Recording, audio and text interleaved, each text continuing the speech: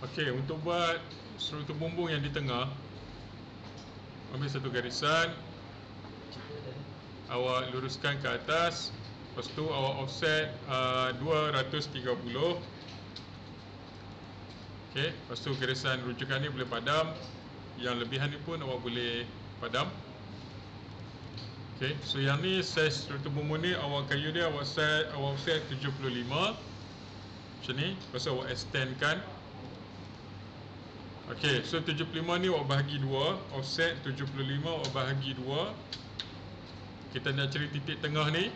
Okey, antara struktur bumbung ni ke kuda ni dia jarak dia 225. Okey, awak offset 225. Offset. Okey, awak tekan M untuk multiple, awak klik je, klik macam ni. Okey, klik.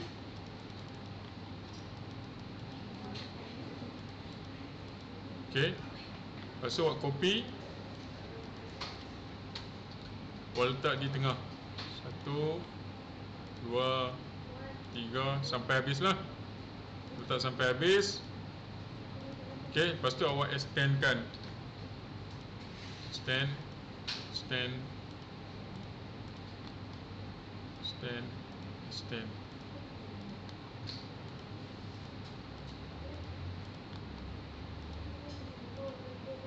Okey, lepas tu garisan tengah ni awak boleh padam.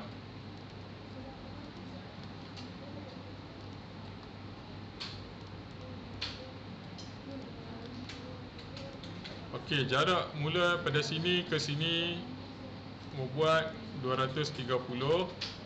Jarak ni saiz dia 75. Okey, jarak antara ni 150. Okey, itu saja.